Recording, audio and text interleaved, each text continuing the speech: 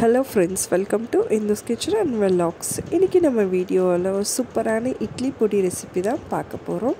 சேனலை சப்ஸ்கிரைப் பண்ணாதவங்க சப்ஸ்கிரைப் பண்ணிக்கோங்க friends. வாங்க வீடியோக்குள்ள போலாம். இந்த பொடிக்கு வேண்டிய எல்லா இன்கிரிடியன்ட்ஸோட அளவுமே நான் டிஸ்கிரிப்ஷன் பாக்ஸில் கொடுக்குறேன், நீங்கள் செக் பண்ணிக்கோங்க. இதில் வந்து கடலைப்பருப்பு 150 கிராம், உளுத்தம்பருப்பு 100 கிராம், பூண்டு 10 பல் எடுத்துக்கோங்க, மிளகு 1 டேபிள் ஸ்பூன், காஞ்ச மிளகாய் ஒரு 10 வத்தல், ஒரு கையளவுக்கு கருவேப்பிலை, எள்ளு 25 கிராம், அரை டேபிள் ஸ்பூன் பெருங்காயத்தூள். இது எல்லாமே நம்ம தனித்தனியாக தான் வறுத்து எடுத்துக்க போகிறோம். எண்ணெயே இல்லாமல் ட்ரையாக தான் ரோஸ்ட் பண்ண போகிறோம். முதல்ல காஞ்ச மிளகாய் மட்டும் போட்டு லைட்டாக சூடு பண்ணிக்கோங்க. அதுக்கப்புறம் அதோடவே கருவேப்பிலையும் சேர்த்து சூடு பண்ணிக்கலாம். அதை ஒரு பிளேட்டில் போட்டுட்டு ஃபஸ்ட்டு கடலைப்பருப்பு மட்டும் கொஞ்சமாக சூடு ஏறுற அளவுக்கு மீடியம் ஃப்ளேம்லேயே வச்சுட்டு கொஞ்சம் வறுத்து விடலாம். ஹை ஃப்ளேமில் வச்சிட்டோன்னா சீக்கிரமாக பருப்பு தீஞ்சு போயிடும். அதனால் எல்லாமே வந்து மீடியம் ஃப்ளேம்லேயே வச்சு வறுத்து எடுத்துக்கோங்க.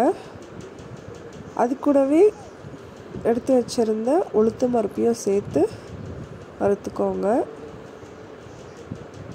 இது எல்லாமே நல்ல கோல்டன் கலரில் சேஞ்ச் ஆகும், ப்ளஸ் வாசனையும் வரும், நல்ல வாசனை வரும். அது வரைக்கும் நம்ம வந்து கொஞ்சம் கைவிடாமல் வறுத்துக்கலாம். ஒரு பிளேட்டில் ட்ரான்ஸ்ஃபர் பண்ணிடலாம். இப்போ அந்த அளவுக்கு சூட்லேயே எள்ளு வறுத்து எடுத்துக்கலாம். எள்ளு நீங்கள் வந்து வெள்ளை எள்ளும் போட்டுக்கலாம், வெள்ளை எள்ளு கிடைக்கல அப்படின்னா கருப்பு கலர் எள்ளும் போட்டுக்கலாம்.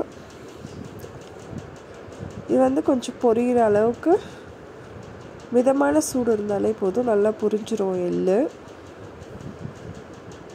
அப்புறம் அதே வானலில் 1 டேபிள் ஸ்பூன் அளவுக்கு பெப்பர் எடுத்து வச்சுருக்கேன். கூடவே 10 பல் பூண்டு. ஸோ இது எல்லாமே ரெண்டுமே நல்லா சூடேறுற அளவுக்கு வறுத்துட்டு இதையும் ஒரு பிளேட்லேயே மாற்றிக்கோங்க. நான் கொடுத்துருக்க அளவு எல்லாமே வந்து நீங்கள் அப்படியே கரெக்டாக ஃபாலோ பண்ணிங்கன்னா அந்த குவான்டிட்டிக்கு ஏற்ற அளவுக்கு நமக்கு பொடியோட டேஸ்ட்டு நல்லா கிடைக்கும். இப்போ இதை வந்து நல்லா ஆற வச்சிடலாம். சூடு கொஞ்சம் கூட இருக்கக்கூடாது, நல்லா ஆறட்டும். இப்போ பருப்பு நல்லாவே ஆறிடுச்சு. இதை நம்ம ஒரு மிக்ஸி சேஞ்ச் பண்ணிக்கிட்டு இதோடவே நம்ம எடுத்து வச்சுருக்க பெருங்காயத்தூள் அரை டேபிள் ஸ்பூன் அளவுக்கு பெருங்காயத்தூள் எடுத்து வச்சுருந்தோம், அதை போட்டுட்டு அரைச்சிக்கலாம். சால்ட்டு கொஞ்சமாக போட்டுக்கோங்க. திரும்பவும் டேஸ்ட் பார்த்துட்டு கூட நீங்கள் சால்ட்டு மிக்ஸ் பண்ணிக்கோங்க. பாருங்கள், இது கொஞ்சம் கொரகொரப்பாக அரைச்சா நல்லாயிருக்கும்.